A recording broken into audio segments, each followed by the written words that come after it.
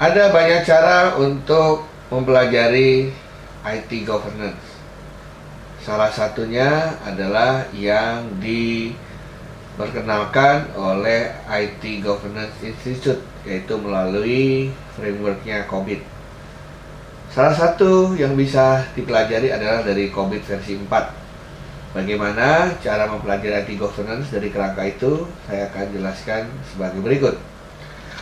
Kalau kita lihat, IT itu kan singkatan dari Information dan Technology. Mana yang penting, Information atau Technology? Pada dasarnya yang paling penting adalah Information. Sehingga kita bisa melihat bahwa I ini adalah merupakan kebutuhan atau demand.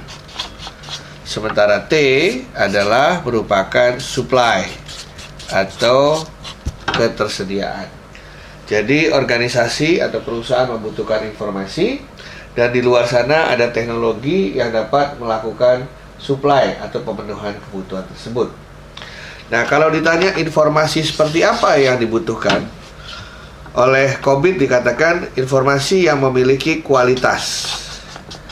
Kualitas informasi bisa dilihat dari 7 segi. Pertama adalah, saya sering menyingkatnya dengan EE, kemudian CIA, kemudian RC.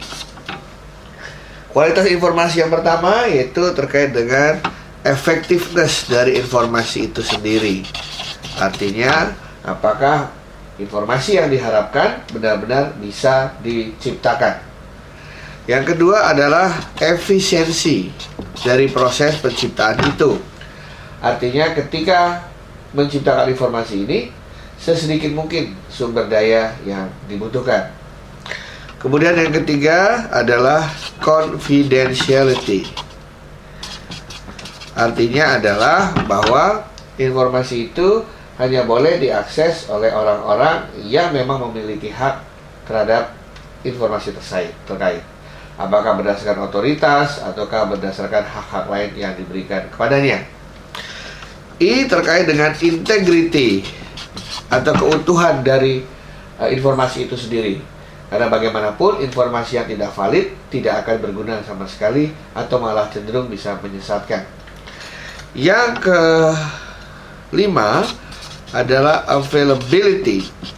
Artinya adalah informasi tersebut tersedia tepat pada waktunya atau ketika memang yang bersangkutan membutuhkan informasi itu. Selanjutnya adalah reliability. Artinya informasi yang dihasilkan benar-benar bisa dipercaya karena memiliki tingkat keakuratan yang tinggi. Dan yang terakhir adalah compliance. Informasi yang dihasilkan dan cara menghasilkan informasi itu harus memenuhi standar-standar atau peraturan-peraturan internal maupun eksternal yang berlaku. Jadi ini terkait dengan sisi demand atau kualitas.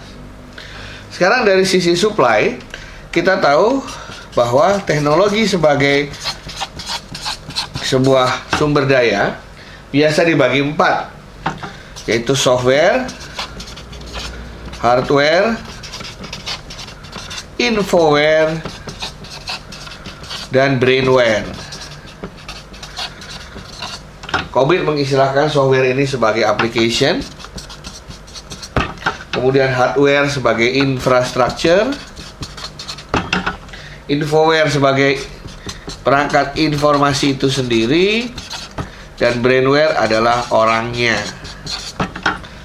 Nah, pertanyaannya adalah, kalau ini merupakan kebutuhan organisasi dan ini merupakan teknologi di luar sana yang akan bisa memberikan jawaban terhadap kebutuhan ini, apakah demand ini dapat langsung bertemu dengan supply? Ibaratnya, katakanlah ini orang tua saya sedang sakit, di luar sana ada obat, ada dokter, ada apotek. Pertanyaannya, apakah orang tua saya bisa langsung sembuh?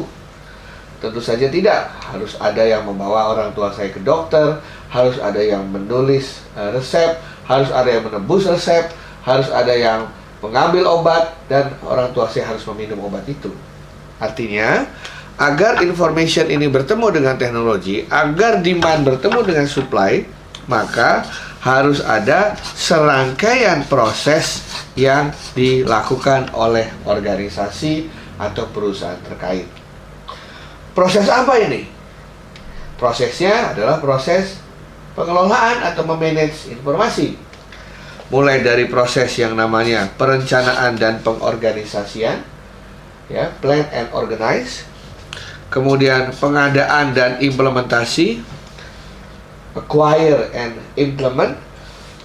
Kemudian proses delivery and support, ya, atau delivery and service biasanya orang mengatakan, ya, didukung operasionalnya dan diberikan semua dukungan-dukungan yang dibutuhkan oleh organisasi. Dan terakhir adalah menilai, mengawasi atau memonitoring, monitor and evaluate.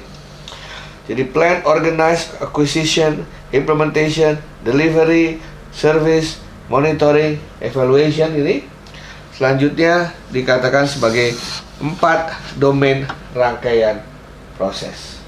Nah, ada berapa jumlah prosesnya? Menurut riset dari Eric Goldentop sebagai pimpinan tim dalam membuat COVID-3, paling tidak ada 10 proses terkait dengan planning and organization, ada 7 proses terkait dengan acquisition and implementation, ada 13 proses terkait dengan delivery and service, dan ada 4 proses terkait dengan monitoring and evaluation. Demikianlah cara menjelaskan IT governance dengan cara yang simple. Terima kasih.